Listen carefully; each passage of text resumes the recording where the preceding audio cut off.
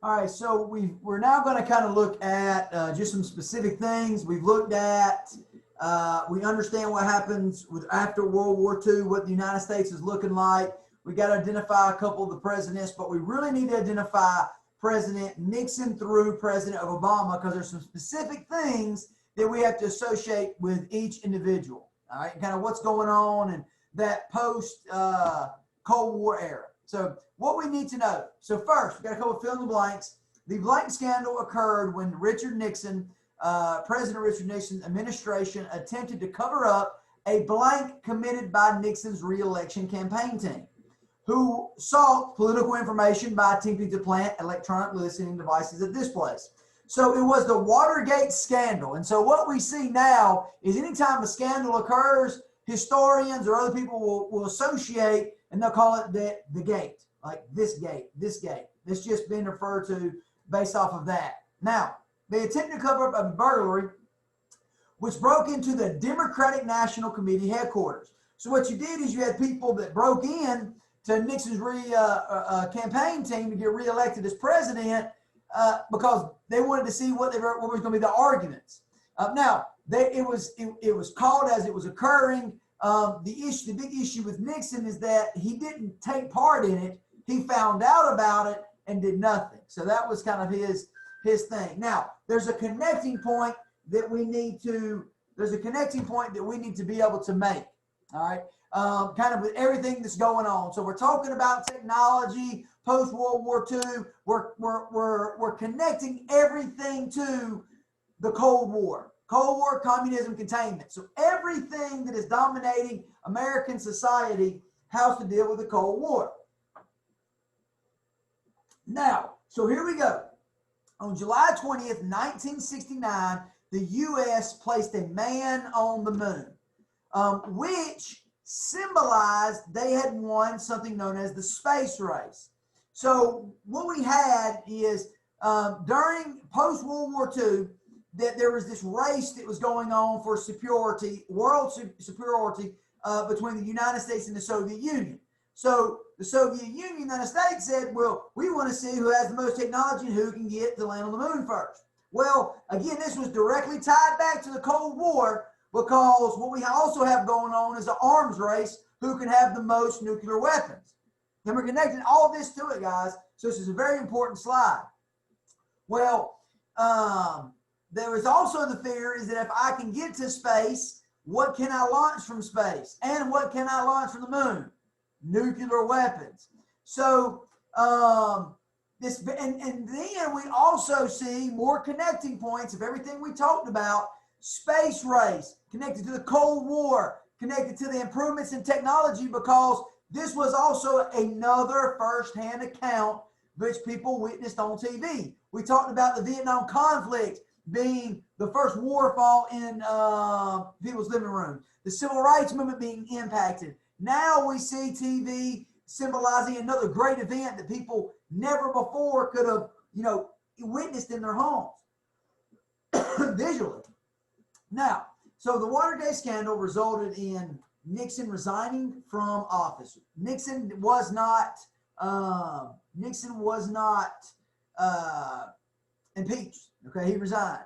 And also led to changes in campaign financing and to laws requiring high-level government officials to disclose their finances. Now, his, of course, was his vice president was Gerald Ford, and he was only president for 2 years, and never really had a chance to really accomplish a lot because everybody connected him to Richard Nixon. So he was kind of because he pardoned Nixon for any crimes he may have committed. So this infuriated a lot of people, and you can see here's a political cartoon. You got Richard Nixon saying, we're going to pardon you so we can get Watergate kind of gone, so they can just leave the news. But it never really did. Of course, it's still something we talk about to this day. Now, next was President Jimmy Carter. Jimmy Carter's presidency was dominated by events in the Middle East. Now, in 1979, we have something known as the Iranian hostage crisis occurred when angry Iranian revolutionaries invaded the U.S. Embassy. This is a place that's really considered U.S. territory, but in Iran. And they took 52 Americans captive. The Iranians have become upset because they had allowed the Shah, aka of Iran, the king of Iran, who had been replaced with a new anti-United States Shah. So it pretty much had a coup to overthrow him, meaning a military overthrow, and allow them to enter the United States for medical treatment. So they were very, very upset about this.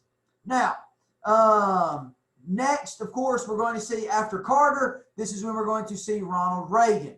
Ronald Reagan was not only helped bring an end to the Cold War, he's also going to have an economic philosophy known as Reaganomics. Was a nickname for Reagan's economic policy, which had 4 key components. First, reduce government spending. Then, if you reduce what the government is spending, you can reduce the taxes that have to be produced. Now, reduce government regulation. Allow for more private business to play the market. Also, control the money supply to reduce inflation. Now, the trickle-down theory was a large part of Reaganomics, meaning tax cuts. So here we go. Tax cuts for businesses and high-income individuals, because it was believed, again, it would trickle down and lead to the creation of more new jobs. More spending on consumer goods, because if more people who have jobs, they have money, they can spend more, which in turn causes the economy to keep going.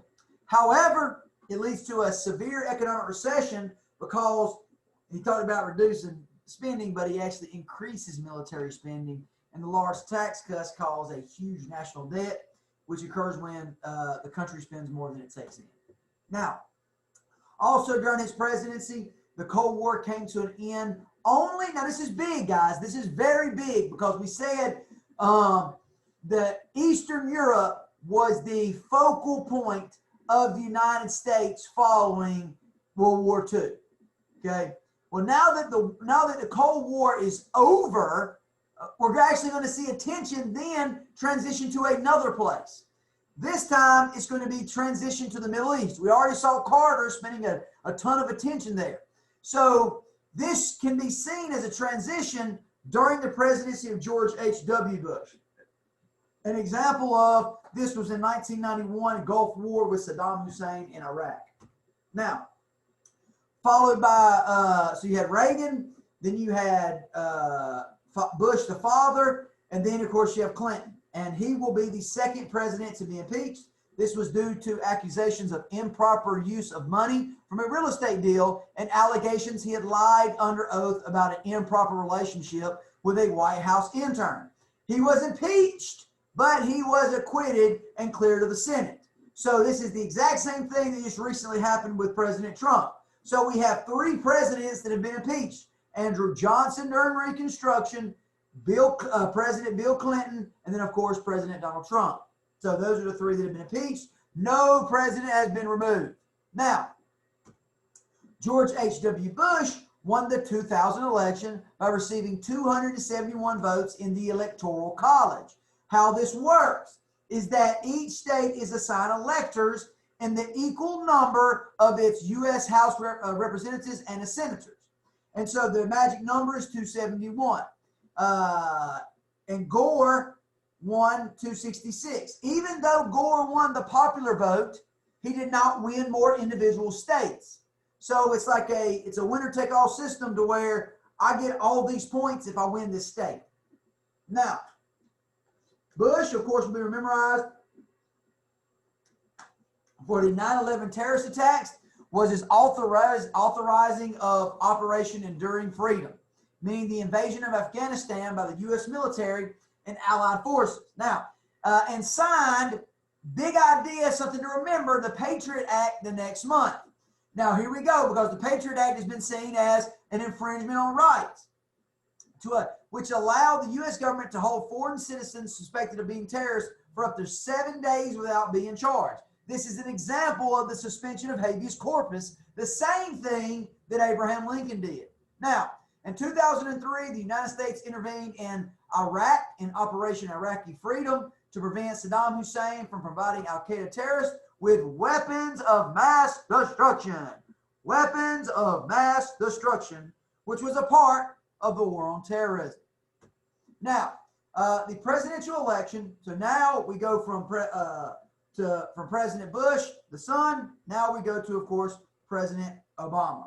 The presidential election of 2008 is a historical one because it was the first person of color was elected to the president of the United States. And you can kind of see Obama pretty much dominated the Electoral College. Now, some of course, the major outcomes of President Obama were the controversial passage of the health care reform, also known as Obamacare. And of course, his foreign policy effort was highlighted by the elimination of Osama bin Laden. Now, getting into the modern day, and this is really simple stuff, guys, that we know, but it's some words we just need to understand. Other technological developments. The microprocessor enabled the power of ENIAC to be harnessed and contained a silicon chip the size of a postage stamp, making it possible for the use of those personal computers, which then became more active. Now, new investments in technology have always improved the way we communicate. From what is the telegraph, improvement in mailing system, all that, and the telephone. And now I can do this because of technology. The internet and email allowed companies or individuals no longer have to wait for written documents or messages or information to be physically transported. Now I can go, boom, guys, I'm recording this video and you can get it online. I don't have to download it and send it to you on a videotape. The growing concerns, though, this is big, guys, and this is something in the standards that we need to see. The growing concerns about social media are the credibility and reliability of some information disseminated through those platforms. Big word here, credibility, meaning people will post stuff that is false. All right? It's very important to understand that. Also, privacy, trustworthiness of information being presented, and of course, cybersecurity risk are all growing problems of the world that we face today. Now, that's pretty much where it goes out. Guys, there's one final video we're going to release about the Cold War. It'll be tomorrow. Use this. Make sure you watch this because this is information you need to know for the EOC. And always to remember to smile, guys, because it is contagious.